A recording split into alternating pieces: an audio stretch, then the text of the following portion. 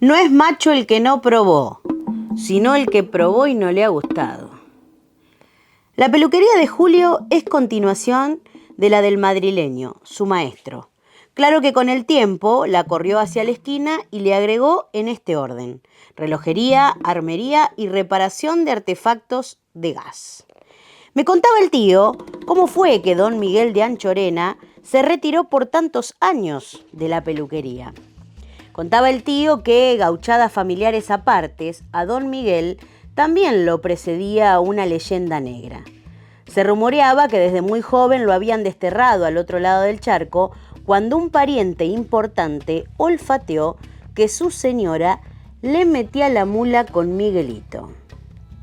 El caso fue que años más tarde, levantada la pena por muerte del ofendido o por indulto, y ya en Catriló, don Miguel se hacía cortar el pelo a domicilio.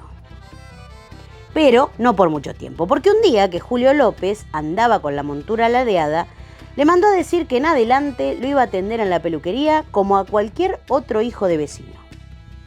Así que una mañana bajó del sulky con chofer por el estribo trasero y después que don Francisco Sabugo le abrió la puerta y entró tras de él, portando un maletín con elementos de peluquería meticulosamente desinfectados, Anchorena le anunció a Julio López: «Bueno, che, acá me tenés en tu casa como vos querías, pero te aclaro que las herramientas las pongo yo, ¿eh? Como guste, don Miguel. Ah, y no me siento en tu sillón». «¿Y por qué no, don Miguel?» «Porque se sientan todos esos negros. Me cortás de parado, ¿eh?» «No, don Miguel». «Sí, Julio». «No, don Miguel».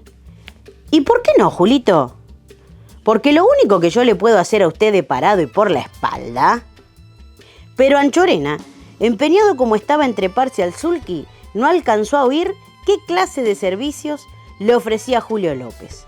Y sin esperar a que subiese el mayoral, empuñó las riendas entre sus manos enguantadas y puso distancia prudencial. Mientras por sobre el hombro miraba para atrás con cara de entender muy poco y nada, y convencido que ni en sus noches de apaches y Pernod había escuchado una proposición tan deshonesta. Les acabo de compartir Julio López, una de las decenas, centenas de correrías que integran los cuentos del tío, viñetas de Catriló.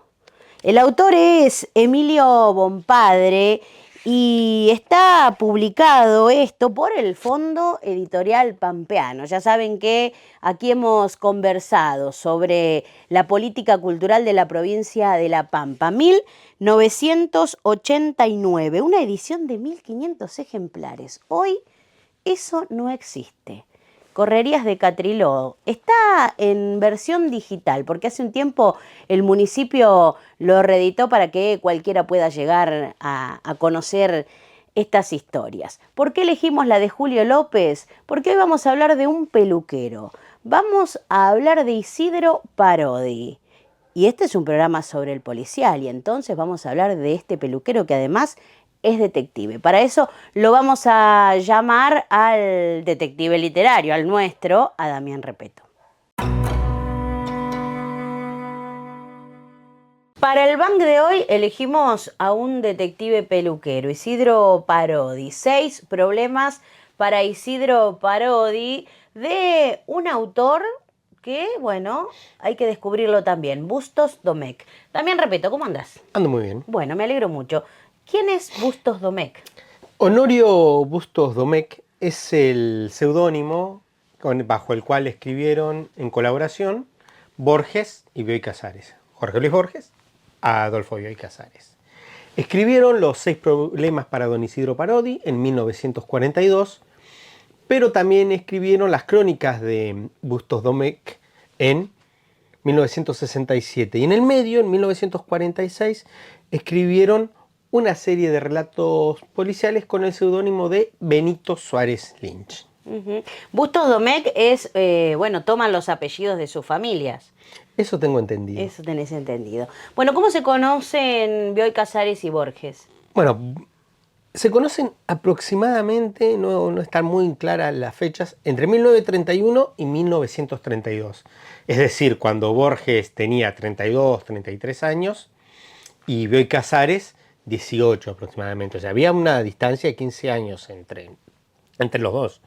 Bioy obviamente lo admiraba mucho a Borges, a quien conocía porque formaba parte del mismo núcleo intelectual, el grupo de la revista Sur, nucleado en torno a Victoria Campo. Bioy Casares era un Bioy, era una de las familias patricias de la patria, conocía muy bien a los Ocampo y llegó incluso a casarse con Silvina Campo, la menor de las hermanas, y Borges fue testigo del casamiento.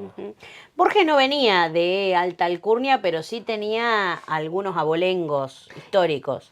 Y Ricardo Piglia, en un texto hermoso que se llama Borges y los dos linajes, dice que Borges tiene dos linajes en su sangre. Por un lado está la sangre de los que vinieron a fundarle la patria, como decir, la sangre materna de caudillos y de guerreros de las guerras de independencia, pero también de las guerras civiles. Y por otro lado, una línea mucho más intelectual que venía de la rama familiar. En cualquier caso, tenía mucho más apellido que dinero. ¿Qué diferencias hay entre las literaturas de Borges y de Bioy? Y es mucha, porque también Bioy tuvo muchas etapas en el desarrollo de su literatura, digamos. Sería muy complejo. No me lo vas a contar, entonces. No te lo voy a contar, digamos, porque es muy complejo. Hay sí, obviamente, en el caso de Bioy, voy a decirlo así. Borges mantuvo una conducta literaria a lo largo de su vida. Podemos decir, fue todo el tiempo genial.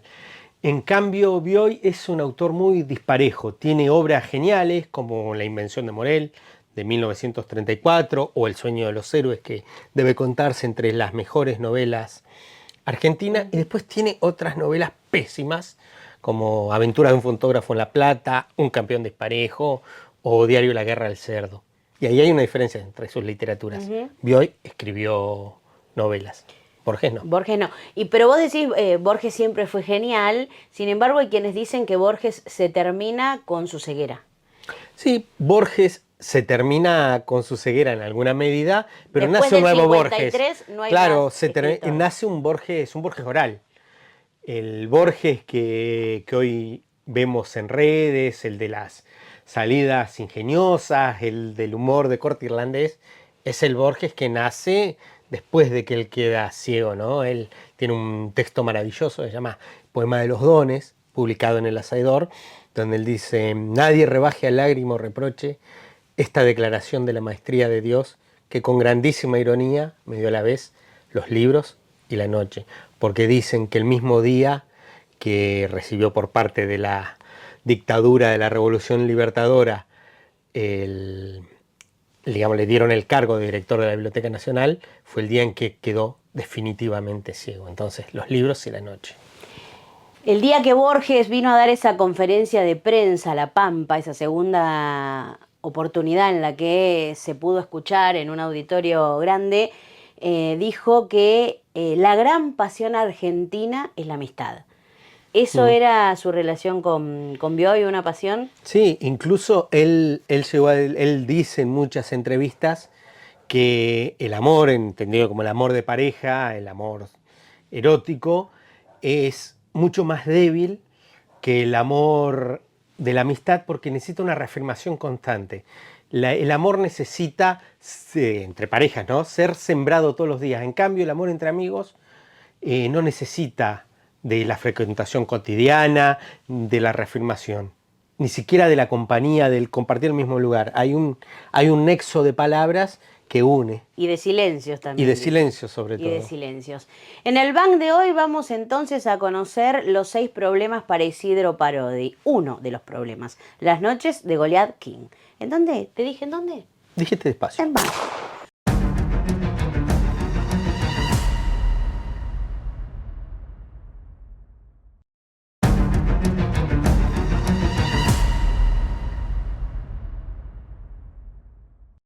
Las noches de Goliath King es el segundo de los cuentos de los 6 problemas para don Isidro Parodi. Está protagonizado por Gervasio Montenegro, un artista de segundo orden, un actor de fama modesta, que va en patrullero hasta la Penitenciaría Nacional a entrevistarse con don Isidro para contarle los hechos que lo ubican en el centro de una trama, acusado de 2 asesinatos y de un robo. Montenegro cuenta que en una madrugada de diciembre tomó en Mococo el tren panamericano que lleva desde Bolivia hasta Buenos Aires.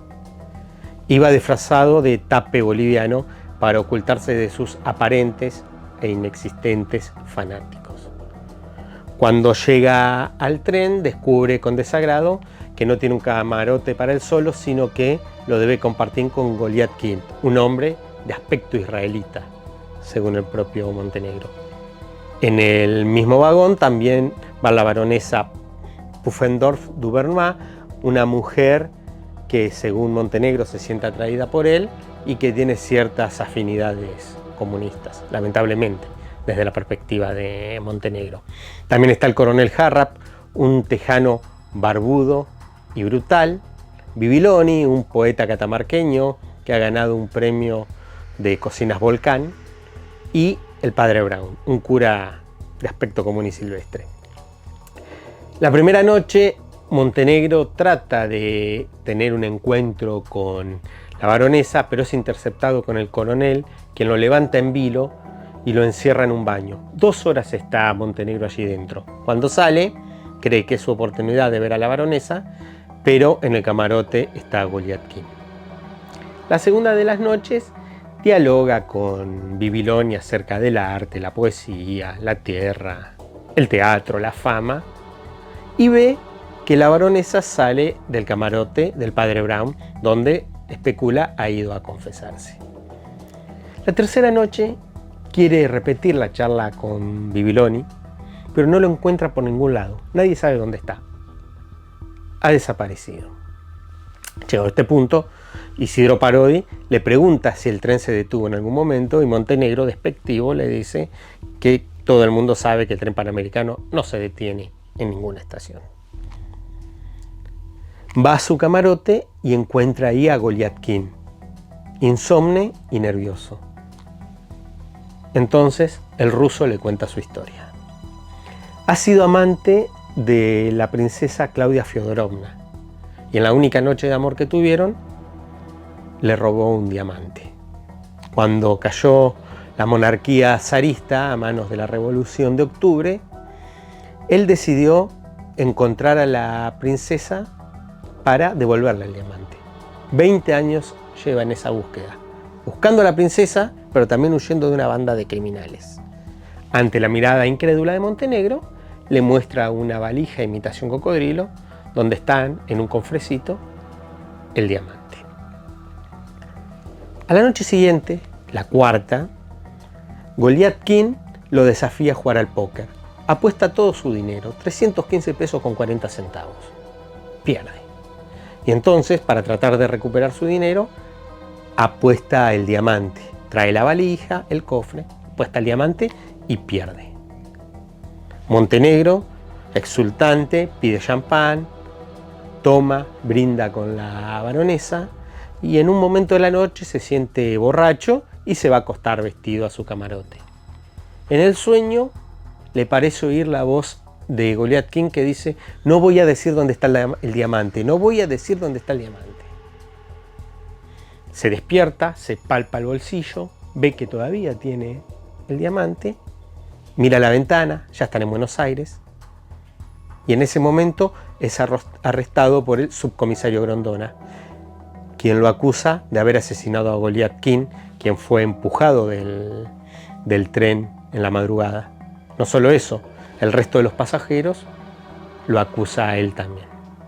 En este punto termina la primera parte de la visita a don Isidro Parodi. Una semana después vuelve Montenegro a entrevistarse con don Isidro. El viejo tiene esta vez la respuesta. Mientras mezcla las cartas y juegan una partida de truco, le explica que los 4 pasajeros eran en realidad la banda de criminales. También le cuenta que mientras estaba festejando, la baronesa le echó algún tipo de somnífero en el champán, en la sidra, dicen, ¿verdad? Don Isidro Parodi, porque despectivamente llama así al champán, y que eso es lo que lo ha hecho acostarse semiborracho y vestido. En la noche han empujado a Goliat King del tren, quien ha decidido morir, quien ha decidido sacrificarse al entregarle el diamante a un mal jugador de póker como es Montenegro, para que pueda llegar a manos de la princesa. Bibiloni había muerto unos días antes cuando intentó robarle el diamante a Goliat King, y Goliat King lo había empujado del tren. Llegado este punto, Gervasio Montenegro está absolutamente sorprendido. Él es un tipo soberbio, altío. Don Isidro Parodi agarra la pava, se ceba un mate en su jarrito celeste y toma con parsimonia.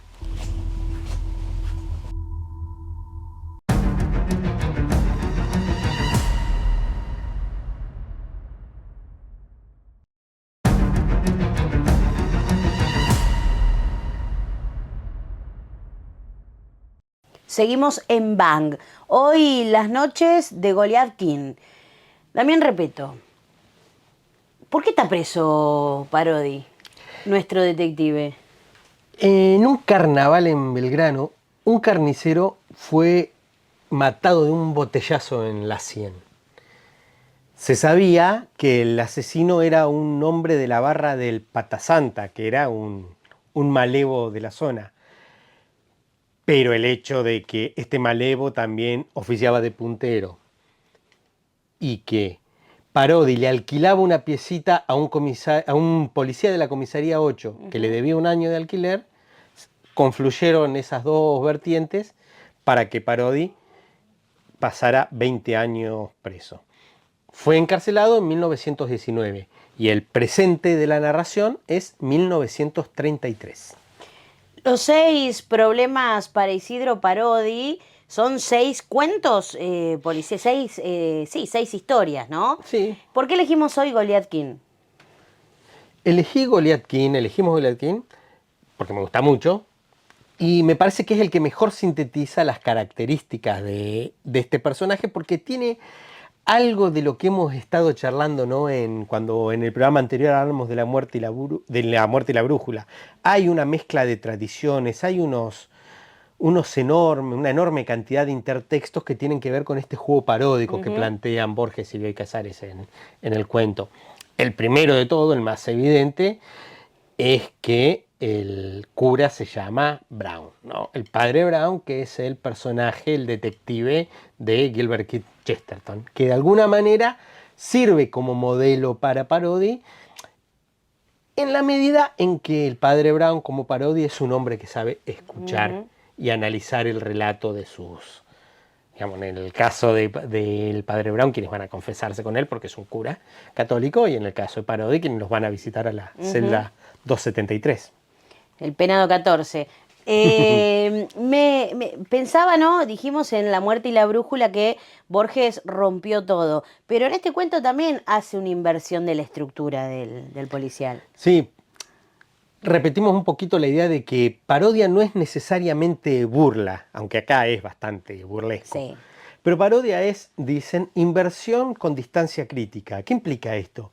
Que para que la parodia funcione, el receptor del texto paródico tiene que conocer el texto parodiado. Es decir, para disfrutar paródicamente los 6 casos para don Isidro Parodi, los 6 problemas, tiene que conocer las leyes del policial. Y acá es la inversión total.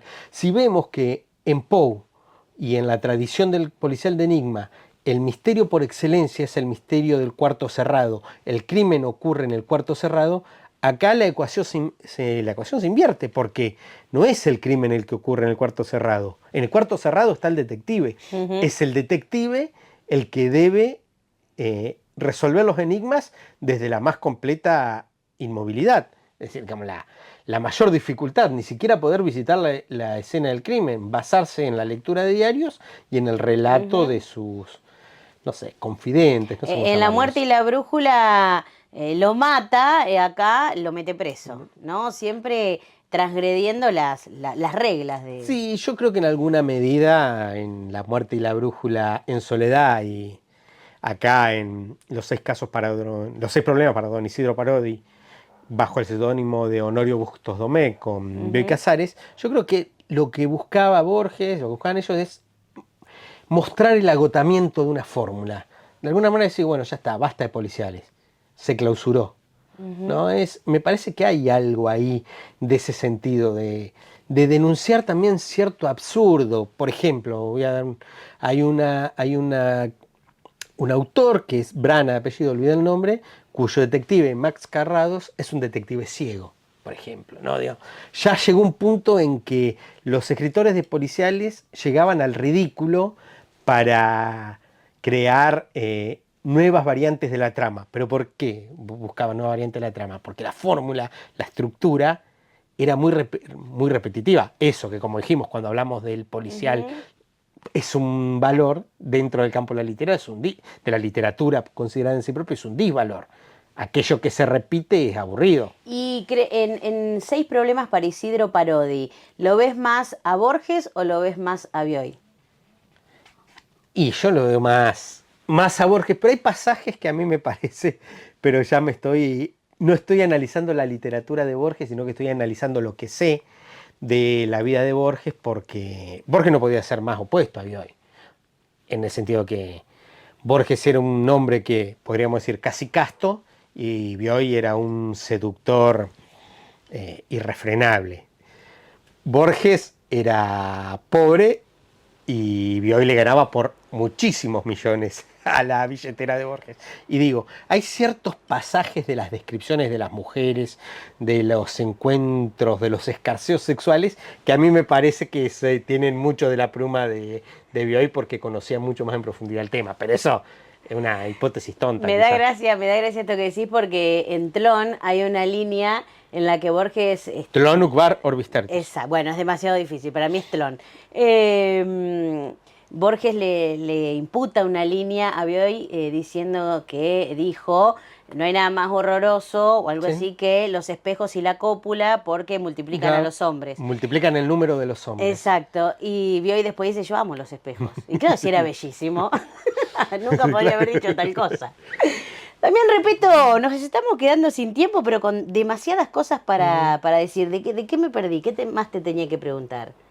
No lo sé, yo lo que creo es que, más allá de que les conté quién era el asesino, deben ir a leer estos cuentos, porque hay muchas sutilezas, muchos detalles que son imposibles de poner en el resumen, pero que hacen a la construcción del personaje, a las sutilezas. Creo que hay una cosa que nos olvidamos de decir, creo que es importante, el contraste de lenguajes, entre el lenguaje de Montenegro, de Gervasio Montenegro, que es un engolado. Es miembro de la Academia Argentina de Letras, escribe el prólogo, el hipotético prólogo del libro, engolado, insoportable, soberbio, y un lenguaje más llano, campero, popular, como el de Isidro Parodi. Creo que hay una lucha de lenguajes en la manera en que están contados estos cuentos. Y dicen que en realidad tanto Bioy como Borges se cagaban de risa de los académicos, y entonces lo ponen a Gervasio ahí para cagarse en la cabeza. Bueno, si tienen la posibilidad, lean este librito. Es una manera de decir, que se llama Borges, que es en el que Bioy cuenta todos los chismes de sus reuniones. Llegamos al último minuto de este bang dedicado a Borges. Por ahora lo vamos a dejar descansar un poco. Dicen que Viñas, creo que es Viñas, decía, al último tiempo lo paseaban como a la Virgencita. Bueno. Así que lo vamos a dejar descansar un tiempo, pero no se pierdan de leer absolutamente todo y cuanto se crucen de Borges y de Bioy también. Nada puede salir mal si todo empieza en un camino.